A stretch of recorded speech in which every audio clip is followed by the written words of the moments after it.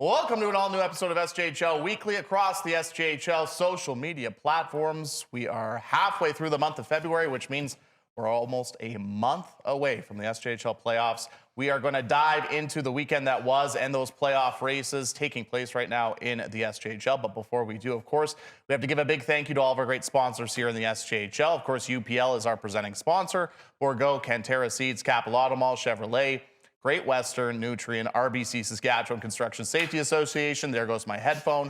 Sask Lotteries, Tourism Saskatchewan, UPL, Sask Energy, SGEU, SGI. Thanks so much for your support. Without your support, these shows would not be possible. We're also going to have head coach and GM of the Melville Millionaires, Doug Johnson, on the show today. So lots to get into. Let's bring in our co-host, Rory McGouran. Can you hear us, Jeromy? Yeah, I can hear you. Luckily, you're beside me, so thank goodness we're not doing a virtual show today. Rory McGouran, Jamie Neugebauer. Fellas, how was your weekend? Did you enjoy the Super Bowl yesterday? Did you guys know that Taylor Swift is dating Travis Kelce? Really? I had no idea. Wow. No, yeah, the Super Bowl was great. I really enjoyed it. Really enjoyed the game of the month. Calling the game with you. Missed you on the broadcast, but you had your own going on there. And Dave Thomas did a terrific job. Yeah, shout out to Dave. He was Big great, Daddy Dave was terrific. So, yeah, we had a great time and big weekend for the Humboldt Broncos. I'm sure they're happy about it. Which we'll get into. You enjoy the Super Bowl? Was it? Yeah, I love the Super Bowl. First half defensive kind of game, but then really opened up and first time in the new overtime rules that the games went to overtime. So it was fun. And I mean, what can you say about the Chiefs and Patrick Mahomes, right? Yeah. Like one of the greatest of all time, and he just finds a way to win. And Taylor Swift, first year Super Bowl championship. Right. It's incredible. But enough of the football. Let's get into the hockey. Of course, 10 games this weekend in the SJHL. Let's take a look at the scoreboards. Let's start with Friday. 5 games. Flin Flon doubling up Weyburn 4-2. Melville 2-1 winners over La Ronge. Humboldt with that big 5-1 win over the Melfort Mustangs as part of the SJHL game of the month. Battleford's 4-1 over Notre Dame, and Kindersley hanging on for a 4-3 win over Nipawin. Then on Saturday, plenty of extra time on Saturday. Weyburn 2-1 winners in overtime over Yorkton. Estevan doubling up Flin Flon 4-2. Humboldt 6-4 winners over Melfort. La Ronge coming back to win 4-3 in a shootout over Melville. And Nipawin snapping that lengthy losing skid 2-1 in overtime over Kindersley. And of course, all of our lookbacks this season are presented by our good friends at Sask Lotteries. Now, let's start with the first place team in the SJHL. They were the busiest teams this past week in the league, and that is the Flin Flon Bombers. 4 games in 5 nights. They go 3-1. Obviously, we're so accustomed to them winning, but they lose their last game of the road trip. 4 games in 5 nights is never easy. Last time they did the trip, they completed the complete sweep, but still a very productive week for the first place Bombers. Yeah, it was a productive week. I mean, I think you could get into nitpicking them with how good they've been. 14th straight week, the top of the CJHL rankings. 14 in a row. That is insane. That's 3.5 months, Newsy. That's pretty good. I think against Notre Dame, against Weyburn, and, definitely, obviously, the game against Estevan in which they ended up winning, or the Bruins ended up winning, I should say. It could have gone either way. Really, there was plenty of good scoring chances as well for Melville in the very first game. It could have gone either way too. So 4 games that really could have gone either way, and it really speaks to the depth that the Flin Flon Bombers have throughout their roster. But they still win. Whether you nitpick, whether they're playing perfect hockey at this point. Rory, you kind of mentioned how Mike Reagan is trying to find ways to keep his team interested on a night-to-night basis. I spoke to Mike Reagan before the game in Wilcox against Notre Dame, and they were talking about, records of all time and that kind of a thing, and points and points in a season, and being the best Bombers team ever, and trying to keep them interested that way. But they still win. Whether they were perfect, they still find a way to do it. And they did. Kenneth Marquardt had a great road trip. He's been phenomenal all season long. Hard to argue that he's not the best goalie under 20, at least in the league. He's been awesome, and maybe Ben Motu could argue, a couple others. But anyways, my point is, still good. And for Estevan, enormous win for them. 2 more points for Ilya Chmielewski. He's on a 7-game point streak, fellas. 16 games over that. He's been magic with Keegan Little all season. First time the Flin Flon Bombers have scored the first goal and lost a game this year. So there you go. There's something less perfect, too. Yeah, at the end of the day, they're the Flin Flon Bombers. They're a dominant hockey team, right? Yep. Did Weyburn give them a run? Yes. Did Estevan beat them? Of course. At the end of a 4-game in 5 days Southern Road swing, which is tough for everyone. But I mean, they've only trailed after the second period this whole season twice. Yeah. They're plus like 500 in the shot differential, right? So they're as dominating team as we've seen. I do think, though, they made a lot of moves. Yeah. And I will give a little more time because those players that came over at the trade deadline may still be in an acclimation phase. Yeah, it's only been a month. They're not getting, obviously, the same amount of minutes as they did. That takes some acclimation. Yeah, absolutely. But I think Flin Flon, and they're just going to want a little more out of some of those players. With Anthony Back's the outlier, who has an over point per game. Not one of their trade deadline acquisitions have over half a point per game, right? Like Keith Gruner, 1 point in 8 games. Yeah. Connor Ryan, 1 point in 8 games. You have, 5 points in 10 games for Gilbert and those guys. So I think a little more, but again, it could still be that acclimation period. It still could be, you're going from playing 18 minutes a game to 11, which is, the legs don't get moving throughout the same 60 minutes. So again, they're as dominating as a team as ever, but with that depth, I'm sure they'd like a couple of those guys to just jump in a little more.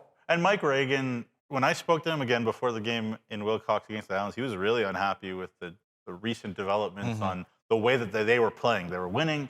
They weren't playing the way that he wanted. The details, the habits, the hard back checking, shot lanes on penalty kills, all that kind of thing. And he was happy. I texted with him a little bit this morning. He was happy with the details he was starting to see. They didn't beat everybody by 100, and that's fine. They don't care at this point. They just want to win. They just want to get that style of play ready for whoever it is in round one and probably beyond if you're the Flin Flon Bombers.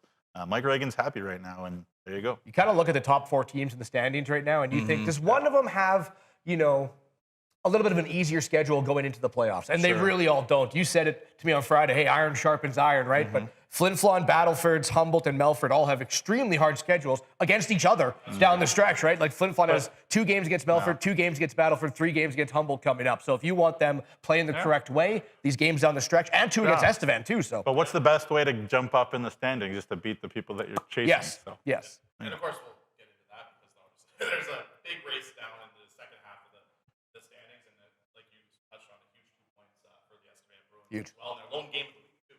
Let's move on to Nipawin and Kindersley. Huge 2 games at the West Central Event Center. At the end of the day, Kindersley with 3 out of 4 again, back-to-back weekends when they get 3 out of 4. They of course had that win earlier on in the week. It was a very good week for Kindersley and good for Nipawin also to obviously bounce back and end that losing streak going back home. You know what? I've said it before. I'll say it again. A Kindersley Clippers team with Logan Linklater in it is a very, very good team. And when he's not in there, sometimes they're not as good. But he's been in there in February. So what do you see? You see 3 wins and 2 overtime losses in the month of February. So overtime losses to Weyburn and Nipawin. Putting you on the spot, guys, a little bit. I have a question for you. Sure. Has there been a better trade? Not the sexiest trade, but has there been a better trade in terms of what he brings to a team than Simon Diaz coming to Kindersley this year for Keenan Ingram? You're shaking your head. He's been really, He's really good. good. It was a big price. Ingram obviously was among their top leaders, but they needed to address a defenseman that can not only defend but chip in, transition pucks. I don't think you are far-fetched at all to say bigger impact player than Diaz. Maybe not. Yeah, but he's played 24 minutes a game. They Yeah, needed 100%. that. Clayton Jardine talked a lot about how Austin Oshovy and Jacob Dennis and these type of guys were playing probably too many minutes for their role, their situation in the game right now. Diaz has 6 points in 10 games, but he plays heavy minutes. He plays against the best player. He's a smooth skater. He transitions pucks really, really well. I think the Clippers are a little bit healthier. You saw it there, that losing in overtime, and a big piece of that, we could talk about Nipawin as well in a second, was a terrific game by Tyson Endahl in net. A young player who's had some injury issues lately, but good to see him back in the lineup. And opportunity locking for Alex Mack, playing in between the Perlingers. Not even with Linklater and Hilbig, right? I mean, getting an opportunity to sort of be some depth scoring there for Kindersley. And he's done it lately, 4 points in his last 3 between the Perlingers, who don't look tired at all, given the fact, even though that they're young kids, the youngest kids in the league, in fact. So good for them. Clips were 1 for 8 on the power play, and they're lost. You don't see that too often. When Logan Linklater's in with Tylen Hilbig, they usually click on the power play, and Tyson Endahl was really, really good. But other than that, good times for Kindersley, no question. I think they looked at this homestand, which basically started the last day of January, 6 straight home games, as guys, we got to buckle down because after this homestand, it is daunting. And you know what? They took care of business at home. They had points in all but one. That was the very first game at the end of January. So they had points in every game in February. Now they go off. They have 3 home games left of their 11 remaining games. They have 2 games remaining against Flin Flon, 2 against Humboldt, 2 against Battlefords. They got a 4-game and 5-day road trip over in the Parkland region. They took care of business at home, and I think they had to, because before this homestand, you were like, you know, I'm a little worried about Kindersley right now. That was without Linklater, right? They get him back in this homestand. They've been impressive. And you mentioned Diaz. I think we need to shout out the acquisition of Brock Mueller from the Flin Flon Bombers. 7 points in 9 games, but for a team that has the longest playoff drought in the SJHL, they get a guy who has that experience. He is going to go a long way, I think, if they make the playoffs. Depth, you know, on that on that top 6, bottom 6, he could play whatever. I love Brock Mueller as well. Him and Ingles together are just not a fun line to play against. So but I like that combo a lot. I'm really impressed, and they really had to. I think they had to take care of business at home, and they did. Well, points 5 out of the 6 games, and obviously they scored up the standings because of it. And, also good for Nipwood, obviously snapping that link. Needed it. They needed it big time. Let's move on to Humboldt and Melfort. Obviously, huge 2 games over the weekend. Game of the month, obviously Friday, a very dominant performance for the Humboldt Broncos in that one. Obviously, Rory, you were at both games. Just tell us a little bit about the Saturday one as well. Well, I mean, Friday it was on display. It was just simplistic, effective 5-on-5 hockey for the Humboldt Broncos, right? There was nothing forced up the middle. They rarely turned the puck over. They were great in transition. They were physical on the D, which you have to be against Melfort. They did run into penalty troubles again. They were shorthanded 7 times. Killed off 6 of them, but was really impressed with their defense and just, hey, let's not panic in our own zone. Let's move it out quick. Let's use the windows. Let's use the glass. Let's get it out. Players looping back in the neutral zone to create transitional play. They were outshot both games, but it was just no panic, simple hockey that you really love to see. And then, I don't know, I mean, James Venn, it seems to be the Broncos is his Achilles heel. He's got like a .925 save percentage against every other team. It's sub .870 against the Humboldt Broncos. So they got to figure out if the Broncos have Venn's number, that's not good if these 2 teams match up. But Christian Coombs did come in the second game, and he looks fantastic. He stopped 18 of 19. Melfort didn't give up, although trailing 4-1 for the second straight game. They come back. It's 4-3.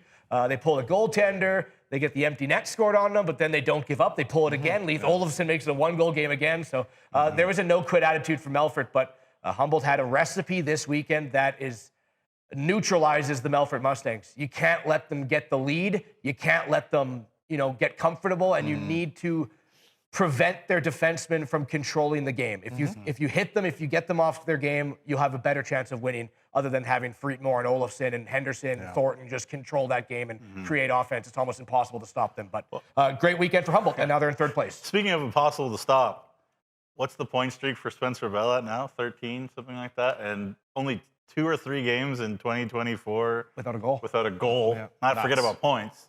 Just the goals. This guy is just absolutely been dominant, and he's worked a lot on his skating in the offseason. He continues to get faster. In fact, Jeromy and I were on the call, and he scored a goal, and I called Connor Toohey scoring. I said, "Oh, Toohey scores." "Oh no, it's sent Spencer Bell." Because I was like, wow, like he looks a lot faster than he used to. Oh, yeah. Because Toohey can fly, obviously, on the back end. So the fact that I mixed them up, I think it's a huge compliment to Spencer Bell. Incredible face-off man, hard to play against in his own zone.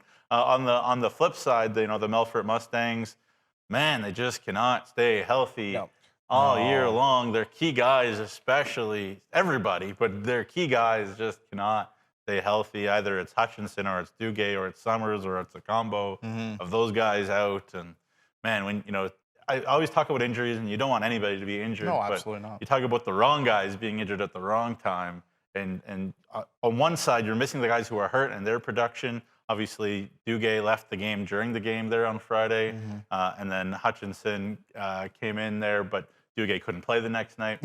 And whatnot. And they just the Melfort Mustangs seem to get hurt, and a new key guy gets hurt, seems like every week when another guy returns. So that's tough. And then the guys that are in there have to play more minutes and have a bigger role and are gripping the stick tighter again. So it's been a tough year for Trevor Blevins to coach, and the fact that the Mustangs are where they are, I think speaks a lot to Trevor Blevins and the character in that room, because they've had to deal with so many key guys being hurt. But hey, you know what? If you're the Melfort Mustangs, the way the Broncos played, sometimes I'm sure Trevor Blevins isn't happy, but the Broncos played great hockey over the 2 games, so I'm sure he's also got to tip his cap a little bit. Yeah, and I'm sure both these teams would love to have this as a playoff series, right? This is what all the fan bases want, an hour away from each other. Humboldt, because they beat them 4 times, they know a recipe that they think works. Melfort, because you mentioned, I don't actually think they've been healthy in 1 game against the Broncos this season. There's always been someone out, whether it's Duguay, whether it's key. Hutchinson, someone key. Whether it's Olofsson missed the game against the Broncos. So they haven't had their full roster, which I think they're looking at Humboldt thinking, hey, if we got a full roster in a playoff series, we can beat these guys. We've been right there, right? Sure. So, well, Melfort's beaten Flin Flon a couple times, right? And they've beaten Humboldt twice, but Humboldt has them 4 times. Were they healthy? I don't know. And again, I tweeted something about Spencer Bell last night. Most goals since November 1st in the SJHL, 30 goals in his last 29 games, and goals in 12 of his last 13 games. If NCAA Division I written all over it. Now you've seen his foot speed. Well, especially he's in the game. gym every day working on it. So he's really grown since 19 to 20. Yeah, and you don't tweet often, so when you tweet, you know it's impactful, and it means something, and that did mean something, because those were some great stats you pulled. Obviously, a big weekend for the Humboldt Broncos, and they clinched a playoff spot too with the two wins, and Melfort's a point away from clinching a playoff spot as well. All right, let's move on to the Melville Millionaires, La Ronge Ice Wolves this weekend. For Melville, they came off that tight, you were at the game, Neugebauer, that tough loss to the Flin Flon Bombers, but they get 3 out of 4 points. They get back to their winning ways, and I don't know how Doug's gonna. I'm sure when we chat with Doug Johnson of the Melville Millionaires, he'll be probably glass half full, glass half empty, happy that they got the 3 out of 4 points, but probably empty just because they had a lead in that game on Saturday as well. But still a good performance by Melville. And for La Ronge, they kind of still keep their slim playoff hopes alive. Yeah, I mean, look, the Mel Hegland Uniplex, there's weird juju, whatever you want to say, in that rink any year. So you never know what's going to happen when you go up there. The Melville Millionaires, all sorts of 1-goal games, 21-goal games this year out of 42 games. They are just crazy. Those are 1-goal games. That doesn't even include empty net games, like a goal that's 1 goal and then an empty netter. Really? That's 21-goal games with a game ends by 1. That's crazy. So 4 in a row in February, if you include the empty netter there in Humboldt, which, that game in Humboldt really could have gone either way too, which we talked about last week. But yeah, I mean, these are 2 teams that are just kind of unpredictable on a week-to-week basis. But I watched, the Mills, as you said, in Flin Flon, and you guys know we've talked about this all year, the Doug Johnson way. They'll be in any game. They'll have a low instance game. There won't be that many mistakes. There won't be that many scoring chances either way, and they just kept that up. And what I'll say about La Ronge is, they're actually playing their best defensive hockey of the year too. The chances and the shots are way down up at the Mel and wherever the Ice Wolves play. And so give those guys credit. The playoff picture isn't out of the question for La Ronge, but it's getting closer. We talk about this week coming up for the Ice Wolves. Kind of do or die time. Yeah. But it's kind of doable for the Ice Wolves. They got some games that they probably are looking at and saying that they could win. So if they do pull that off, they're right back in it. This Ice Wolves team hasn't quit all year, fellas. So Kevin Kaminski's got to be proud of his guys. Yeah, I got 2 points, 1 for each team. I'm going to leave a lot of Melville to Doug Johnson, who we'll have very shortly, and we'll talk to him. I can't wait to talk to him about Melville. They've been so impressive. But Brad Bannock, come on, man. He's part of a piece because Weyburn really wants Matthew Hodson, right, a former WHL player, great hockey player, looks amazing with Weyburn. But 6 points in 15 games for Weyburn. Goes to Melville, he's got 16 points in 12 games. Pretty good. It looks absolutely incredible. And that was just a piece that they got along with, PDF, along with some draft picks. And I know Bannock's a 20-year-old, he's in his final year, but just been really impressive, and I want to give him a shout out. Do we have these standings? Yep, let's pull it up again. Let's go back to the standings. We can pull up the standings again. So with Melville, right, I know that they might be unhappy trailing or giving up that lead, but them and Kindersley picked up 3 out of 4 points this weekend. No one really gained any ground, which is a little deflating for a Nipawin, a Yorkton, and a La Ronge when everyone from 5 to 11 got at least 50% of their points or above, right? No one had back-to-back regulation losses where It's like, oh, we can make up ground on Nipawin. Yep. So now when you look at La Ronge, because it basically all it did was eat up games in hand. No one really moved anywhere. Yeah. Oh, actually, having the games in hand that Melville does means that it's good that nothing happened for Melville. For Melville, yes. For La Ronge, no. Yeah. No, for La Ronge, no. Time's running. But I'm saying you're saying it doesn't. Nothing's helping anybody. I'm saying actually this helps Melville. Is my point. Oh gosh, yeah, no, it's not Melville for sure. Yeah, okay. La Ronge and Yorkton is not. Yeah, the team's out of the playoffs right now. The teams that have played the least amount of games, it benefits. Because La Ronge has 11. If everyone stays the same, right? La Ronge has 11 games left, right? Yeah. Let's say if they That's win. tough. Let's say if they win 9 of them. That's 18 points.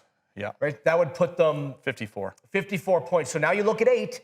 Weyburn only needs 13 points to get to that number, right? Or 16 points to get to that number. So they got to win 8 out of their last 13.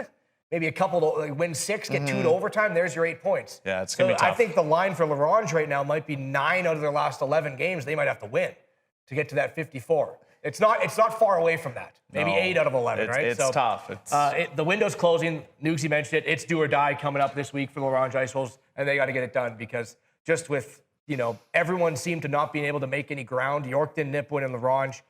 You not only have to catch Weyburn, but you got to keep at bay Yorkton and Nipawin to get in. So.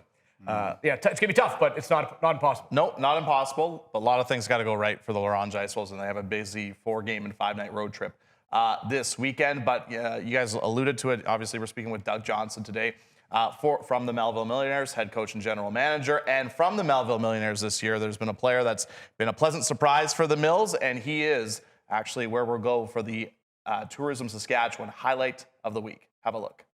Handle right wall for Silzer, but it's broken up. Banish now and a partial breakaway for Iogan and a shot, and he scores. What a goal from Jaden Iogan. And one of the nice, pleasant surprises for Doug Johnson and company, one of the players that represent the Mills at the SJHL Showcase, and he's been great for them this year. And you had a fun stat. We were talking about it on the drive home, actually, from the game of the month on Saturday regarding his dispersal, I guess, of his goals this year. Yeah, so he has something like 14 goals on the year. 4 of them on the power play, 4 of them short-handed. And the rest in regular. Yeah. So 8-8-6, he's just really, really well balanced. But yeah, what a short-handed threat Jaden Iogan is. I want to quickly mention for Weyburn, Angelo Zoll, the goaltender there. They played Melfort during the week, gave up 5 goals on 9 shots, and you're like, whoa. And they, tough times for him. Then he stopped the next 25 in a row against Melfort, and then 31 of 32 in Yorkton, and a huge win there for the Weyburn Red Wings in Yorkton. So the Weyburn Red Wings still have only scored the first goal 12 times out of 43 games, which is a difficult thing. You're always in a hole. But here's the highlights, and Zoll again doing a wonderful job, not stopping that one, but there you go. And Matthew Hodson, you mentioned 2 game-winning goals out of his 5 goals scored in 10 games. So 2 out of 5 are game winners, and he scores the overtime winner here coming up. I guess there's a bit of a spoiler alert. I'm still working on this movie trailer thing, fellas, but there you go. So they tied it up, and then they went to overtime and ended up winning it. And it feels like every time Weyburn and Yorkton play each other, it's a 1-goal game. Yeah. Where it goes to overtime. Those White Terror Division games all year have been like 80% brutal. of them, hasn't it? Yeah. Pretty it's close. just been It feels brutal. like it, at least. But the Weyburn Red Wings, every time we think they're going to be in a bit of trouble too, they find a way to turn it around. I guess that's been the way it is for sort of 5 to 11. Every time we sort of question anybody, they have a good week. So yeah, who knows? Still time to go, and it should be very interesting. There's the beautiful finish by Matthew Hodson. I think just on the balance of this season, Hodson and Bannock have both been great. But then you add the element of the fact that Doug Johnson got a bunch of other assets on top of Bannock in Melville. It makes it a good-looking trade for the Melville Millionaires. Both 20-years too, so they're finishing out their junior career this year. But other pieces are 100%. Yeah. You touched on Weyburn and Yorkton, and obviously for Yorkton, you unfortunately in that game you allowed the tying goal late in the 3rd period, and obviously the winner in overtime. But 3 out of a possible 6 points this past week for Yorkton. Like, it's not bad, but the problem is, and actually our guest last week, Anthony McIntosh, mentioned it. Yeah. When you're not in a playoff spot and you only go 500, it's tough to make up any ground. You have to kind of go on a little bit of run. So while, yes, on Tuesday they beat the Battleford's North Stars in Battleford, but then You end up losing to Kindersley in a tough loss at home, and they've kind of just kept pace, and they haven't really made up any ground, like you mentioned, in the standings. Every team went 500 over the weekend, right? Like, no one was better than that, which is crazy. Yorkton only had the one game, right? But they picked up 1 out of 2 points, so 500 in the point total. And when you look at the standings again, you don't have to bring it up again, but there's also now a small separation between 7th and 8th. So now, like, Yorkton at one point was looking at Melville, Estevan. Okay, a couple of these teams we might be able to push out, right? That's now kind of separated, and it's only 8th, right? There's a 4-point gap there between 8th and 7th and 8th, pardon me? 7th and 8th, only a 4-point gap. So, and I was describing it as Kindersley, Melville, and Estevan because of their play the last couple of weeks. They have a bit of a cushion, but not a huge cushion. You can have a week where it's like, you know what, it's not as bad. It's like a throw pillow compared to a normal pillow. It's good for a nap. It's good for 20, 25 minutes. It's not good for an 8-hour sleep, and you won't get a good sleep. So there is a little bit of breathing room, and I think especially for a team like Kindersley that you touched on with how difficult their schedule is coming up, it's good that they built that little bit of cushion. But Weyburn and Yorkton, it's going to come down to the wire, especially for that 8th and final playoff spot. Of course, it was a busy weekend, so thanks for tuning in for SJHL Weekly and the recap of the busy weekend. But before we go to break, as always, it's time now for Neugs and Notes. Neugsy, take it away. There you go. So the sponsor today for Neugs and Notes is Co-op. The oldest association in the network is in British Columbia, by the way. I'll let you know. More than 70% of local co-op associations have been operating in their communities for more than 75 years. So some longevity. Obviously, if you don't know what co-op is, like there's gas stations, there's grocery stores, part of an international cooperative alliance where basically everybody who shops there who has a membership, you get dividends, you get money back, and it's pretty cool. I'm part of the Sherwood one around here too. There are 160 associations in Canada, in 600 communities, 2 million members, 24,000 employees in Canada. Thank you, Co-op. I go there all the time, and I get a nice check every year from Co-op. Congratulations. Just for shopping there. Wow. So it's great. Okay. Commitments that we may or may not have mentioned. We don't want to forget anybody on purpose. We never have forgotten anybody on purpose. But got to mention a few, run down them quickly here. Dylan Handel on La Ronge to Concordia of Edmonton and the ACAC, which is great. Felix Allard, who's been awesome all year long. He's going to go Concordia in the U Sports. Different Concordia. There's 3 Concordias, actually, because one in Montreal. It can get a little There's confusing. one in Wisconsin, there's one in Edmonton, so I guess I went Concordia back-to-back. Matt Egan, who we're super happy to see back in the lineup and healthy. Talked to him in Melville. He seemed like he was doing well. He's committed to State University of New York at Fredonia, which is where my buddy and yours, Antoine St. Ange, is, the former Estevan Bruin and Notre Dame Hound. McGuire Ratzlaff, the captain of the Nipawin Hawks, is committed to Liberty. Tyson Perkins to Saskatchewan Junior Hockey League University, a.k.a. Red Deer Polytech, in the ACAC. Right. Yeah. So as I think I mentioned that because they can have an all Yorkton kind of back end with Sklaruk and Jansen. And then Connor O'Keefe, the Hounds, a longtime Notre Dame Hounds defenseman, is committed to Maryville in St. Louis, Missouri. Very happy for Connor, incredible kid, and great, loves his fishing, great kid. And then last thing I'll say is we were a bit remiss. The news kind of fell through the cracks. We apologize. The Estevan Bruins have a new-ish president. Josh Biggs is not their president anymore. As of late last year, it is the former Estevan Bruins player, Riley Tetro, who is now their president. Josh Biggs did a great job over a long time. Kind of really did a lot to organize the Centennial Cup and everything and bring Jason Tatarnik in. Great guy, and I'm sure Riley's doing a great job and continues to do a great job in Estevan, so we thought that was worth a point, and that is Neugs and Notes. That is Neugs and Notes. After the break, we're going to be joined by head coach and general manager of the Melville Millionaires, Doug Johnson, get his thoughts on his first year back in the SJHL, and of course his first year with the Melville Millionaires after the break. This is SJHL Weekly across the SJHL social media platforms. It's the 2023 model clearout at Capital GMC. Drum roll, please. 0% financing is back. For a limited time, finance rates are as low as 0% on select new 2023 GMC Sierras. CapitalGMC.ca.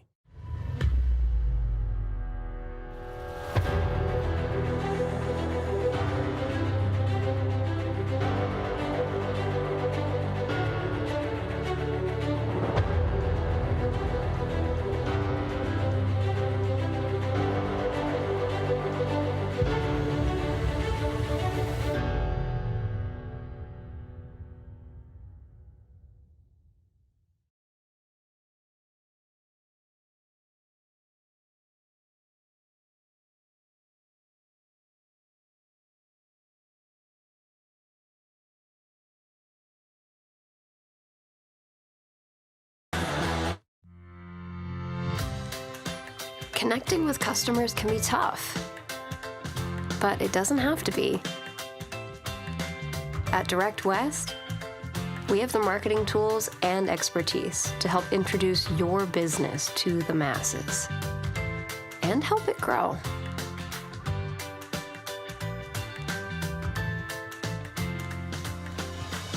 Connect with more customers. Direct West. As a student, things can pile up fast.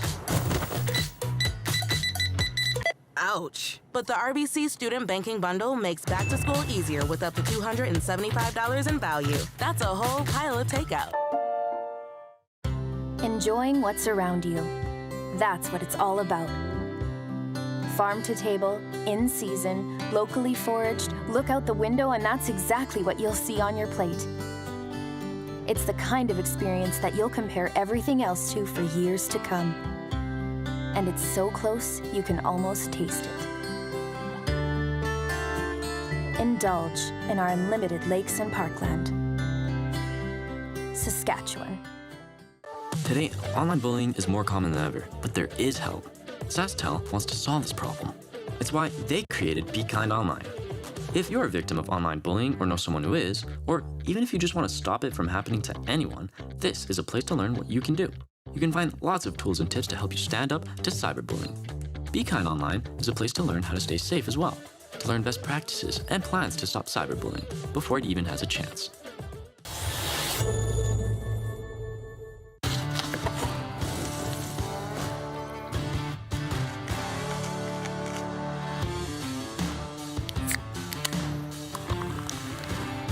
Original 16. Celebrate things done well. Sask Energy Network members are the best choice for natural gas solutions for your home or business. With comprehensive services like heating equipment maintenance, appliance installation, and in-store financing, they have natural gas solutions that go beyond heating to bring you the comfort, efficiency, and reliability of natural gas, both indoors and outdoors, all year long. For whole home natural gas solutions, network members burn brighter.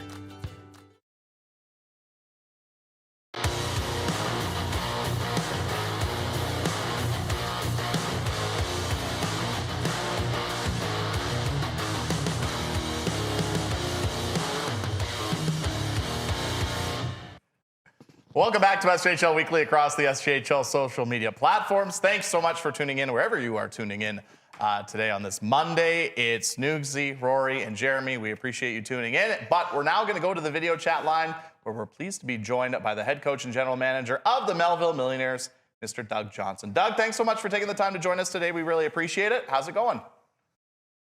Oh, it's great. Let me tell you, I found out this morning that my bench minor turned into a 3-game suspension, so it's a great morning. We got that's breaking some news. Thank you for the breaking news. It's getting appealed, so we'll hopefully. Oh, okay. Well, that's good. Yeah, appealed breaking smarter news. minds prevail. Fair enough. Well, first and foremost, let's talk a little bit just about your guys' 2 games up in La Ronge this weekend. You must be happy about 3 out of a possible 4 points in a very difficult place to play. Oh, you don't know coaches that well. 3 out of 4 is not what anybody wants. You need the 4 out of 4. But we played well enough to win both games. Saturday, we ended up killing 20 minutes of penalties, if I'm not mistaken, against 6 or 8 on the PP. So anytime you do that and you can come out with a point, you're pretty happy. But there's things we got to tighten up. There's things we need to get better at moving down the stretch. But we've seen a lot of progression with the group. Really enjoy the group. Great organization to work with. Great group of guys to work with. So just looking forward to seeing us develop the last 15 games or so again. Yeah, for sure, Doug. Thank you so much for your time. You kind of touched on it briefly there, but I wanted to ask you about your group as a whole. I mean, we all know that there's a brand of hockey that you play that is demanding physically on the kids. You ask them a lot to compete and to be in certain areas and whatnot. I guess this is your first year with this group of guys, really. Maybe with a few exceptions, you might know them before, but just talk about trying to get through to them, the concepts that you want and keeping them motivated, keeping them going in the way that you want them to play, because it's only been your first year with this group. Yeah. Well, the nice part is I've had some previous experience, with the first group, went into OCN, and with OCN last year, again, there was a team that didn't have a lot of success for a long time, and just kind of used that blueprint. And the first thing you need to understand, they need to respect you. They need to understand where you're coming from, and they need to know what the process is going to be and what it's looking like and why we're doing it. I use that here. Like, didn't get to know the guys a lot in the summer because I wanted to go in with a real clear mind, make sure that face to face they got to know me, they got to understand what our expectations were. And the big thing is why we're doing things. Why do we want to be aggressive? Why do we demand this? Why do we demand that? And they've been very receptive to it. We've made some mistakes. We're learning from the mistakes. They've made mistakes. I've made mistakes. But all in all, it's the trust. It's having them believe in you. And once they start believing in you, they believe in themselves a little more. And once you get a group believing in themselves, holy bloody hell, things can go well. And I don't think anybody would have anticipated where we are right now in the standings. And that's a credit to the players believing in themselves and working their tail off. So, Dougie, I just kind of want to piggyback on that because you just said, I don't know if anyone really anticipated us being where we are, just with the fact that, Melville last place last year, you come in and the turnaround's been incredible. So just how pleased have you been with everything that you said that needed to be done, that the buy-in that the players showed you this year to get to where you are now in 5th place in the standings? Well, again, you don't know me or coaches that well. We're only one game over 500. We're supposed to be 15 or 20 games over 500. But we're happy with how things have gone. We're happy with where we are. We know we can be farther ahead. We've had some games where, for whatever reason, we haven't won that we really believe we should have. But all in all, we've put ourselves in a real good spot and looking to see how things shake out and really wanting to solidify that 5th place spot in playoffs. But at the end of the day, we have to be happy, and not only on the ice, but off the ice. The team is doing a lot better financially, had some new fundraisers. The attendance, you look at our attendance for one of the smaller communities in the SJHL, I think we're 3rd or 4th in the league in attendance. Like, that's outstanding. That's a testament to how passionate the fans are in Melville. And then with that comes the 50-50. With that comes the beer sales. With that comes the concessions and the apparel. And things are just progressing very well for the Mills, both on and off the ice. And, when you have a strong foundation like that, you got to be grateful. For sure. Doug, I wanted to build off that actually because, I have a family member that's a season ticket holder for the Millionaires, and he just says, like, the vibe around the rink right now is just so much fun to be around, and obviously the team's playing well, considering obviously everything that's happened in the past. But to get that community support this year, you guys are consistently seeing large crowds. It must mean a lot for you, especially in your first year, to see that and see the community so involved. I don't think you can put it into words how much it means. And obviously I haven't been here in the past. I've seen some of the fans, seen some of the attendance from the past, but just to see it, to live it every day, to get out and people genuinely excited to see and to say hi, and for the players to get in the community and really be welcomed and embraced. You can't put it into words, and not only for myself, but for my family too. Like, phenomenal school. People don't talk about the families a whole lot with moves like this, but family's been embraced. People are treating us wonderful. It's just a phenomenal community, and really, really like this change and very grateful. Yeah, and obviously it all starts with being competitive, and it all starts with winning, and it all starts with showing well as a group on the ice. That's the most important thing. And going along with that, at the trade deadline and maybe before it, you could have said, hey, we're a young team. Next year and beyond, we're going to be great. Let's be complacent. Let's be happy with where we are and continue to grow with this group. But you decided to say, I'm going to bring in a Joel Maben. I'm going to bring in a Bradley Bannock. I'm going to, bring in some more experienced guys Hudson Norris from Melfort. I'm sure I'm missing somebody on. But what went into the decision making that you had, ahead of the trade deadline to get older? Well, I don't know if we got a lot older. We had some pieces to work with. You forget we brought in a first-year guy by the name of Logan Goodwin. On the back end in 2005, we brought in 2 first years, Gabriel Carlson and Elliot Mickish.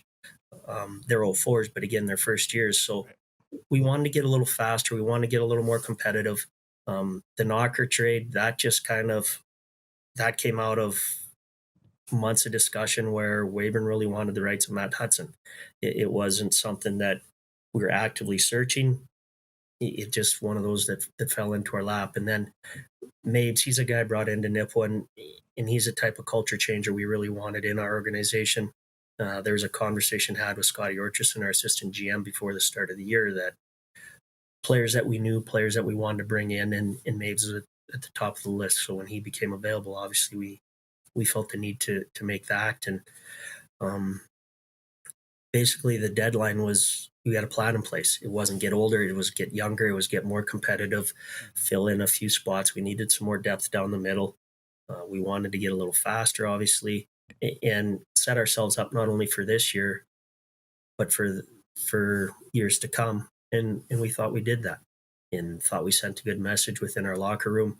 And so far, the results have been pretty good. How valuable do you feel that what you guys have gone through this year and kind of the style of hockey you've needed to play is for these young guys moving forward in their career? Like, when you look at your record against the top 4 teams, you're the only team to beat all 4 of them once. You guys have actually beaten all 4 of them twice. You've been in 21-goal games, which is an absurd amount. And you've also, when trailing after the second period, you've come back and won 9 games in that circumstance. So, just all these buy-in abilities and the style of hockey that you guys are playing for the young players that you expect to be in your roster moving forward, how valuable do you kind of preach to them that, hey, this is going to go a long way in your career? Well, the one thing I'm proud about, every kid that have had the opportunity to coach has been able to go on and play college hockey. But when they go on and play college hockey, they're not the guys that are sitting out game after game. They're not there just to be a part of the team. They're integral parts, and that's the stuff that I'm probably most proud of with my coaching career. We need to prepare them not only for hockey, but for life in general. And it's learning to compete. It's learning that things aren't always fair. And you don't like something, deal with it. Do something about it. Stick up for yourself. And it's those lessons that I think are incredibly valuable for young people today. And the guys have done a phenomenal job. And we're not laying the foundations just for this year. We want to lay the foundation for the future where, hey, I think we can go on a nice ride right now, but next year we got to go on a bigger ride, and the year after that even a bigger ride, and just keep building and building, and let this snowball grow and grow and grow until it's unstoppable. Mm-hmm. For sure. Last one for me, Doug. Just a tiny gear shift. From my perspective, obviously you're a Saskatchewan guy. You were out in Manitoba, but you come back home and you're a little bit closer to family. Guess how's it been to kind of be back home now that you've also had some time to breathe and to think about it, to be back in the SJHL, but to be back in your province, to be a little bit closer to your family this year? It's nice. We moved a little farther away from the wife's family, a little closer to mine. But the big thing is just having the family with me. That's nice. In some ways, being away from them last year made me a better coach, because when I wasn't with them, when they weren't with me, I could just focus on hockey. But then you also have that nagging doubt in your mind that, okay, when I'm with them, I'm doing a crappy job with the coaching. When I'm with the team, I'm doing a crappy job as a parent. So it's that 50-50. Now I'm just doing a crappy job of everything because I'm with them and coaching all the time. So, but it's nice. Obviously, there's a lot of this year's been very unique. The landscape of junior hockey is changing. I don't think that anybody's having a lot of fun in some ways right now, because of all the outside noise, because of this and that, and how things are going. We just need to get together and work together and find a common goal and common ground, because see teams losing players this late in the year is is absolutely devastating. And we're fortunate enough to where it hasn't hurt us, but the teams that has hurt it, it's not right. It's not fair. And right now there's nothing being done about it. And we haven't even had a voice in it as coaches. So it's pretty discouraging right now with that. Doug, I really appreciate your cadence, your time with us. I got 3 rapid fire questions to wrap up this interview. Okay. Let's do this. Who's a player over your SJHL tenure, long decorated career, that you wish you had 1,000 of? Just someone who always bought in, always 100%. Could be a Nipawin, could be an OCN, could be in Melville. Just a player that you wish you had 1,000 of every year. Garrett Dunlop and Carter Dirksen. Perfect. You've won 3 Coach of the Year awards. I would not be shocked if you're on the nomination form for your 4th this season. Is there one of those Coach of the Year awards that maybe stands out more to you, just something that you had to overcome with the team that you had and maybe just means a little bit more to you?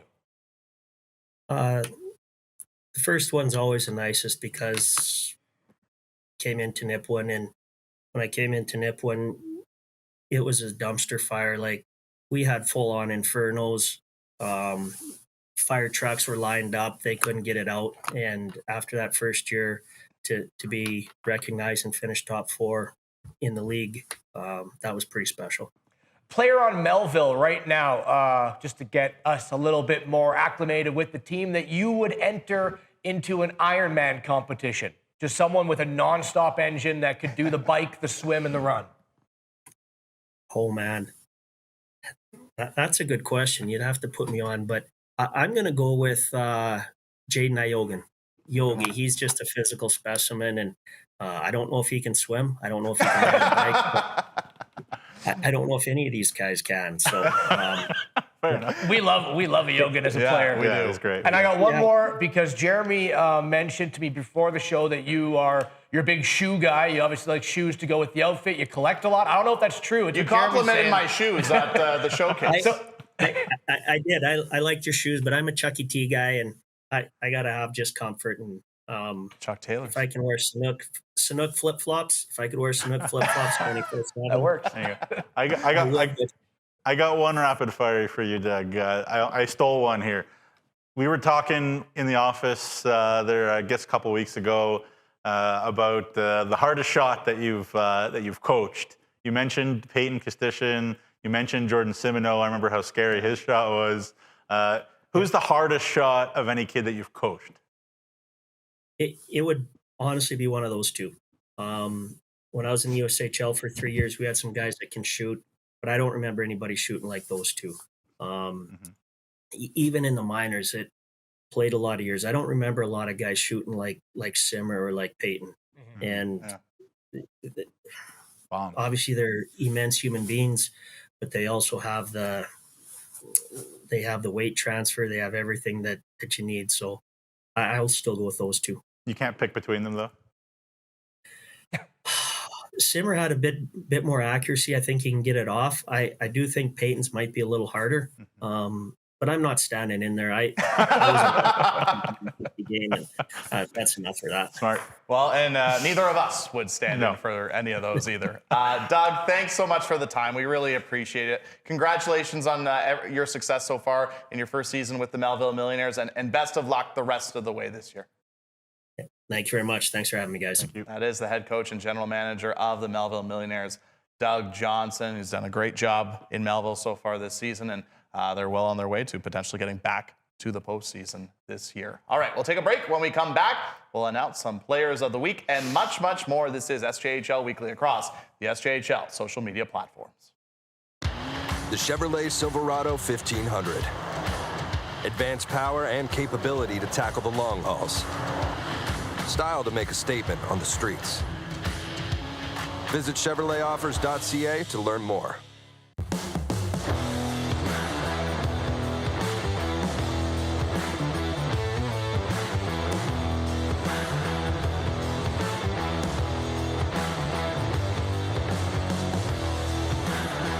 Increase your home comfort with high-efficiency natural gas equipment. Sask Energy offers rebates so you can lower your energy use and save money. For a list of rebates, contact a participating network member or visit saskenergy.com. When you buy a lottery ticket in Saskatchewan, Your money really goes a long way. More than 12,000 sport, culture, and recreation groups receive funding from Sask Lotteries every year. Everyone wins. Thanks for helping me out and trying to protect me today. It's the kind of thing that, somebody comes out who's not ready, not prepared, and put into an awkward situation without somebody taking leadership and saying, hey, I'm going to protect you. It's going to shorten people's careers. And that's a big reason why we exist and, what drives us to do what we do. They know how important their role is in the community, being a good leader, showing kids that there is a right and a wrong way to do things and leading the right way, being a positive role model to not just kids in the community, but anybody in the community.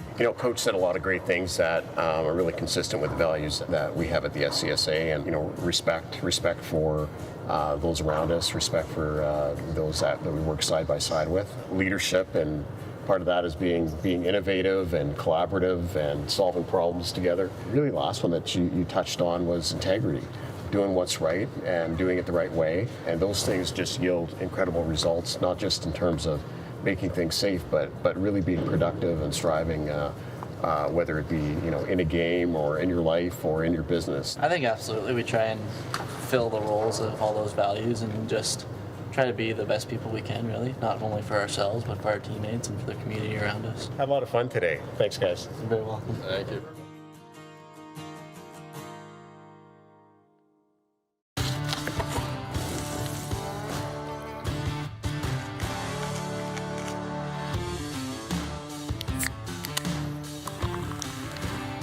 Original 16. Celebrate things done well.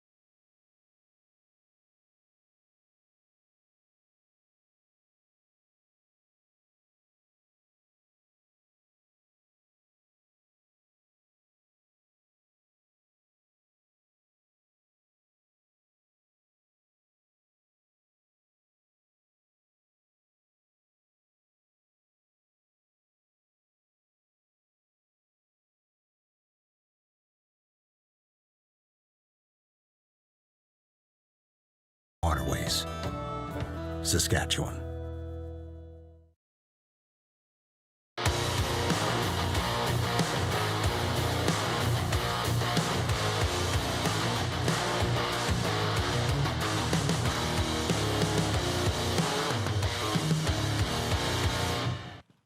Welcome back to SJHL Weekly across the SJHL social media platforms. It's Nugsy, Rory, and Jeromy. Thanks so much for tuning in.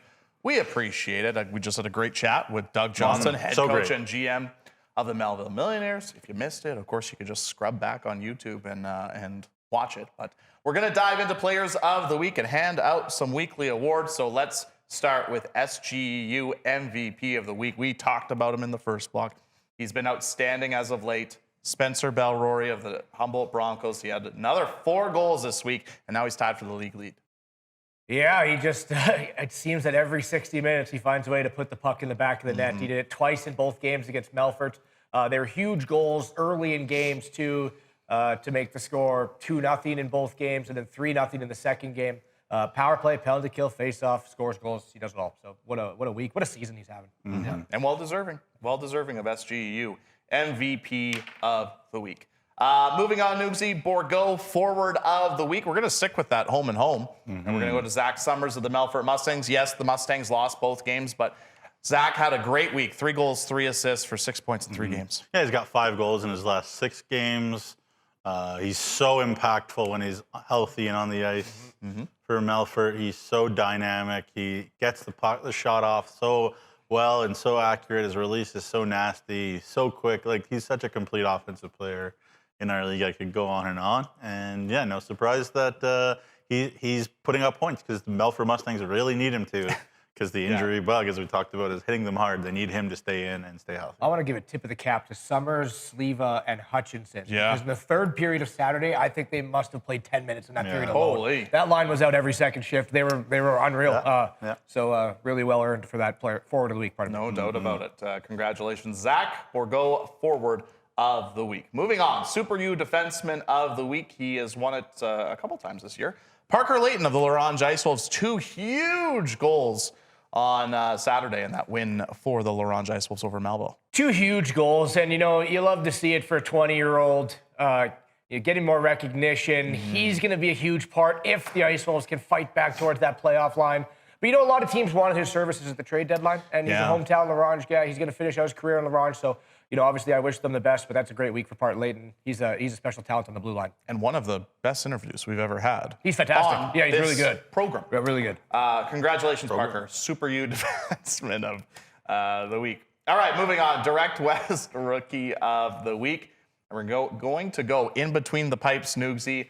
Tyson Endall of the Nipawin Hawks. He was superb on Saturday in that victory for the Hawks over the Kindersley Clippers. Yeah, needed it in Kindersley. We know how good their power play is, Kindersley's, especially in Kindersley. They had 8 power play chances in that game, too. So you look at 29 saves, you're like, okay, 29, nice. But many good opportunities for Kindersley out of those 29. So he was awesome. He was dealing with some injury. Got to mention Notre Dame kid, super good kid, great mustache, great human being. He knows that I love him, and I'm really happy whenever he does well. So congratulations, Tyson. Congratulations, Tyson. Direct West Rookie of the Week. Sticking with the goalie, SaskTel Goalie of the Week, we're going to go back to the Humboldt Broncos. Rory Motu. He was electric especially the game on Friday. He was so good. I mean, we were calling the game for Game of the Month, and he made a couple of 10-bell saves. Yeah, he's been unbelievable. 20 wins on the season now. Is up in the top 3 in the SJHL behind Harmon Laser Hume and James Venn. As you see, they're .925 save percentage. They needed him to be on. And now, Doug Johnson said a few players leaving leagues to go over to the west coast of Canada there. Aiden Fisher was one of them for the Humboldt Broncos. So I know the Broncos did bring in another goaltender to back up Ben and Ty Matonovic. They announced that yesterday.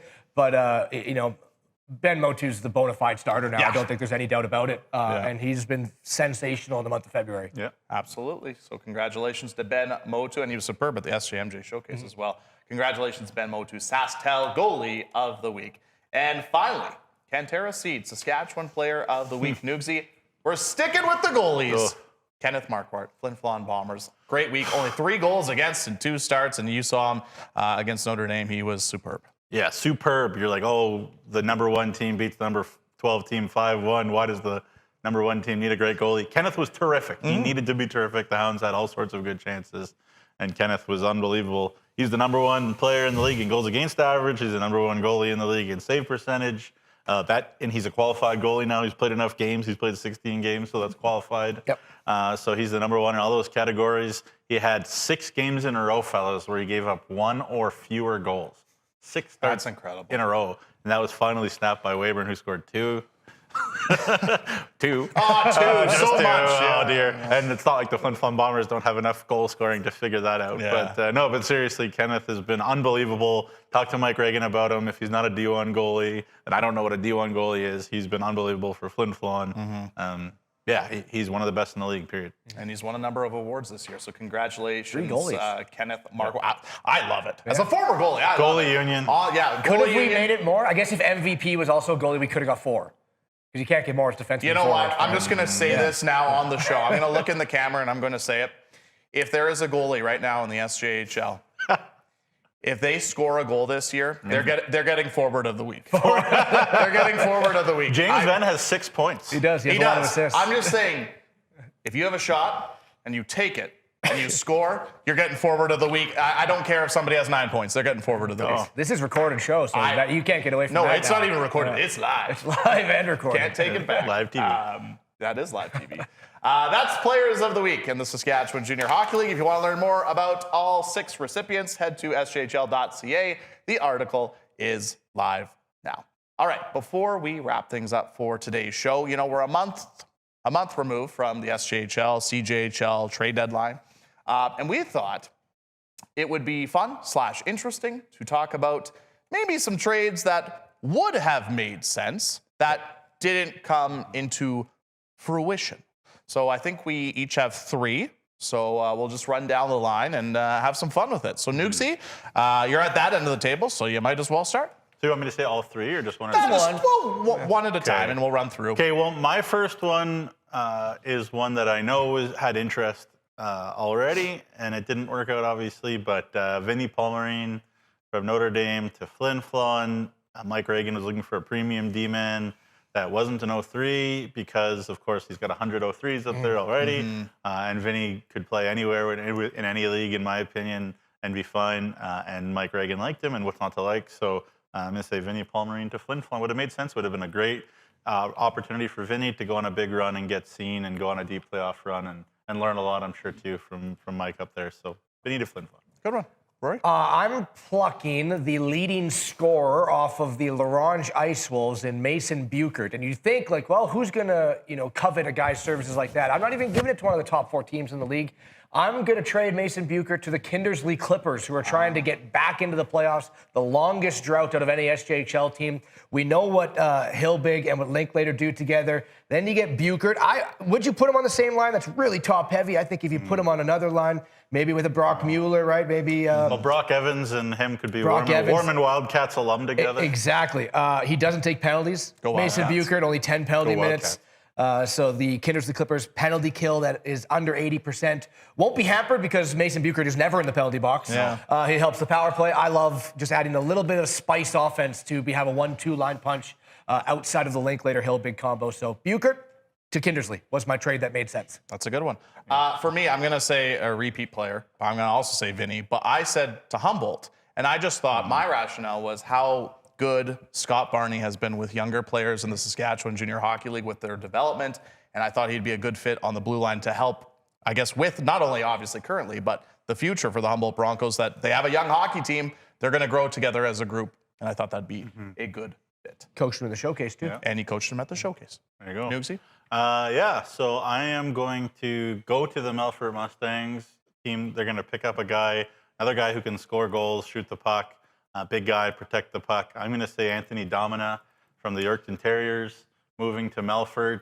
Bit of a bigger guy, stronger guy. The Melfort Mustangs have a lot of little guys who can fly up front there, but Domina's a big power forward who can shoot the puck and score goals. So I think Domina to the Melfort Mustangs.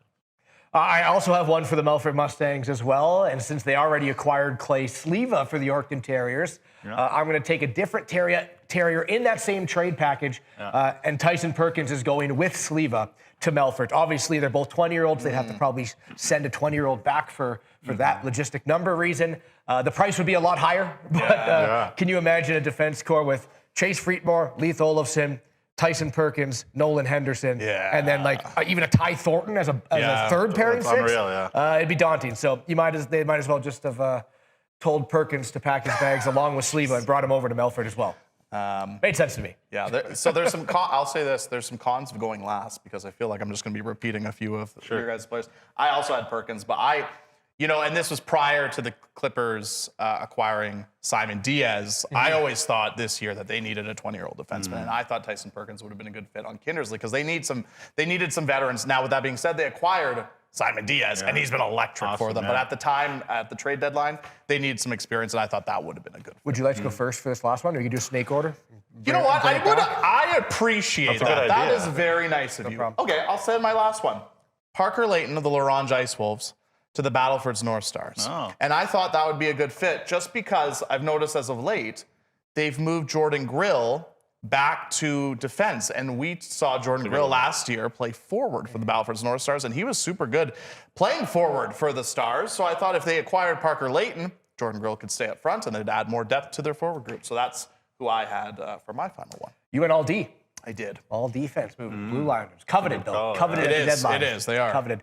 Okay, well, I do love when coaches are watching the show. Sure. And I think we have evidence that one is watching right now because he corrected you. Jason Tatarnik of Estevan, when I said that Melville's the only team to beat all the top 4 teams. Estevan has actually done it as of Saturday. I guess I just didn't update my notes over the last 2 days. So, Estevan, you've done it. But now for Jason, I have He's gonna love this I have one. Keegan Little going to the Humboldt Broncos. No bias. At the time of the trade deadline, I do believe Estevan was in ninth on the outside looking in. And the Broncos drafted Keegan Little. Prior to him ever making compete in the SJHL, they traded him to Estevan for a different draft pick. So he goes back to the team that traded for him. He's a utility player, an absolute 200-foot centerman that does everything right. And I think every team wants those. So, Tarts, I know you didn't do it, but that's a trade that made sense to me at the time. Yeah. Sure. Fair enough. And then the last one for me is purely a sentimental one. Do they need him? I'm sure he would help. Absolutely. Like, this guy would help any locker room and help any team. But it's Carson Bayless, captain of the Notre Dame Hounds, who I love dearly, obviously. Big fan, so I'm not saying I don't like him because I'm saying he's trading him. But Carson Bayless goes back to Kindersley, where I know the Clippers love him. Kyle Adamson and Clayton Jardine have said that they love him and love him on the ice, and what's not to love off the ice. They loved him in that Kindersley community when he was there. Obviously, he's really blossomed at Notre Dame under Brett Pilkington. But that would have been neat for him to have like a playoff run to kind of end his junior career. So there you go, Carson Bayless to Kindersley. Yeah, fun little segment near the end of the show. And of course, like we said, obviously these were trades that didn't happen. Yeah. They didn't come into fruition. But these were ones that made sense to us. But what do we know? We are broadcasters and not coaches and general managers. The new week in the SJHL starts tomorrow night. 2 games on the docket. So let's take a look at the next couple of days. Big one in Yorkton as the Terriers play host to the Estevan Bruins. And La Ronge kicks off that big 4-game and 5-night road trip in Wilcox against the Notre Dame Hounds.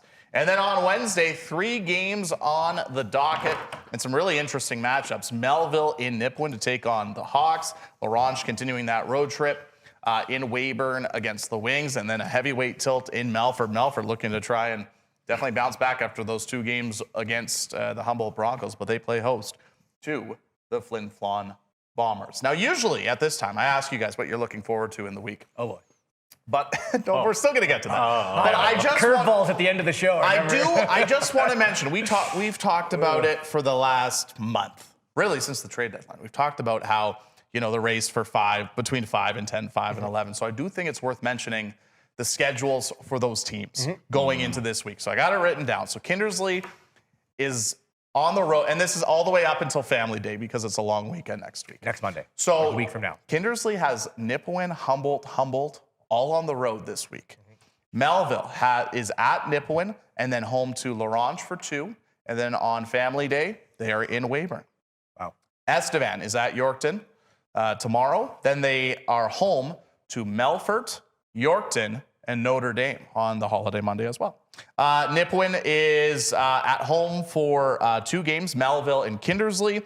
Weyburn at home against La Ronge, Melfort, and Melville. And then Yorkton's lone 2 games of the week are those 2 games against Estevan. And La Ronge, of course, the 4 and 5. Notre Dame, Weyburn, Melville. So now that you guys know, it's a lot. It's a lot. I just, for the fans who want to kind of keep track. So now that you know this, and if that, I don't know if it changes anything, but what are you keeping a close eye on this week?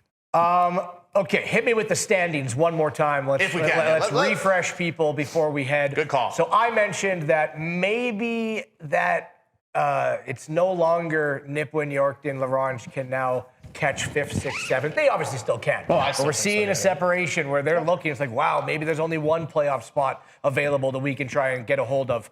Well, Yorkton plays Estevan twice this week. If Estevan wins both those games, it really cements that case. If Yorkton wins both those games, it opens up another playoff spot. I do believe 7th and now 8th for Yorkton Terriers to try and catch. So that's the biggest game for me. It's the 2 games between Estevan and Yorkton this week. I mean, I'm going to go in a different direction because the powerhouses are colliding. The Titans are coming to eat this week, folks. Flin Flon is in Melfort. Battlefords is in Flin Flon for 2. Get your tickets. It'll be fun. There's space between 2, 3, and 4. Between Flin Flon and Battlefords, those first 2 games were awesome. And they're going to be nuts again. So that weekend is going to be a lot of fun. And then, it's huge that Humboldt got these points against Melfort because it's not getting easier for Melfort. So it's not getting easy. It's not easy for anybody at this point of the year, but still. this week has got some juicy matchups. The top of the standings and the middle and the bottom of the standings. Should be a super fun weekend. I can't wait to come back and talk to you guys again next Monday because we got to have a lot to talk about. It might not be. Well, it might be Tuesday because of family holiday. I'll be in Estevan. A stat. And worth mentioning before we put a bow on things, Melfort can clinch a playoff spot on Wednesday. If they get a win, they get a point, or Nipawin loses to the Melville Millionaires. So they're the next team that can clinch a playoff spot in the Saskatchewan Junior Hockey League. And of course, we mentioned it. It's a wild time right now in the league. 5 weeks to go in the season. But if you want to stay up to date with everything in the SJHL, hey, like us on all of the social medias. Facebook, X, Instagram, TikTok. You might be watching this show on the YouTubes. Pay attention to YouTube, subscribe, and get your Flow Hockey subscription now because the push for the postseason is going to be outstanding. And of course, we have to give a big thank you to all of our sponsors here at the SJHL. Of course, UPL is our presenting sponsor for this show, weekly, any other show we do on this on our YouTube channel. And of course, a big thank you to Bourgault, Cantera Seats, Capital Auto Mall, Chevrolet, Great Western Nutrient, RBC, Saskatchewan Construction Safety Association, Sask Lotteries, Tourism Saskatchewan, UPL, Sask Energy, SGEU, SGI. Thanks so much for your support. Without your support, these shows are not possible. There's 1 month left in the SJHL regular season, and it's going to be a great finish. For Jamie Neugebauer, for Rory McGouran, my name's Jeromy Corrigan, and this has been another great edition of SJHL Weekly across the SJHL social media platforms.